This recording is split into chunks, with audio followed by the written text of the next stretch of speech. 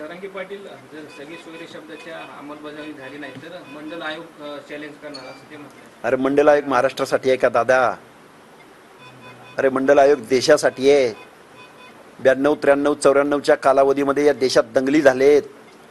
महाराष्ट्रातले कोण नेते काय म्हणाले होते हे मला बोलायला भाग पाडू नका, कारण मी संविधान मानणारा, कायदा सुव्यवस्थेबाबत विचार करणारा संवेदनशील कार्यकर्ता आहे. त्यावेळी काय करावं लागलं, कुठल्या दिव्यातनं पुढं जावं लागलं हे माझ्या ओबीसीच्या स्वर्गवासी सगळ्या नेत्यांना माहिती आहे. आज अण्णासाहेब डांगे हयात आहेत, त्यांना सुद्धा ह्या गोष्टी विचारू शकता.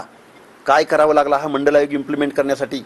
प्रतापराव ढाकणे या आमदारानं महाराष्ट्राच्या विधानसभेमधला राजदंड पळवला होता.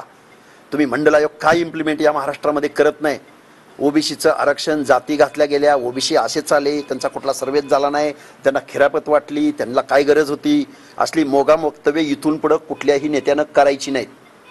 हा माझा इथं त्या बांधवांना विनंती आहे. एक महिन्याच्यात मराठा आरक्षण दिलं समजा ओबीसी मधून तर 288 उमेदवार उभं करणार. जनतेच्या दरबारात जावं ना. अहो तुम्ही आत्ता पण सत्तेत आहात, तुम्ही वेगवेगळे एक्झर्शन करता आहात, पण न्याय व्यवस्था आहे ना इथं.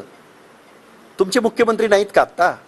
मी डायरेक्ट असं बोलतोय कारण लोकांना कळावं, कारण आम्हाला सापत्न वागणूक देतात इथले लोक. मुख्यमंत्री कधी नव्हते तुमचे? कधी नव्हते आमदार खासदार तुमचे? Who is law implementer, law maker and law implementer तुम्हीच राहिलाय ना. अरे रिझर्वेशन पॉलिसीचा अभ्यास करा. का दिलं जातं रिझर्वेशन, कोणत्या परिस्थितीमध्ये दिलं जातं, परत कुणाला दिलं जातं, कोणत्या दिव्यातून सामोरं जावं लागतं, कुठले निकष असतात, संविधानाला काय अपेक्षित असतं. बरं ते चुकून जर कुठल्या एखाद्या नारायण राणे कमिटीसारख्या कमिटीकडून गेलंच तर त्याला ते कसं चुकीचं आहे हे सुप्रीम कोर्टाला 750 पानाच्या जजमेंटमध्ये जजमेंट द्यावं लागतं.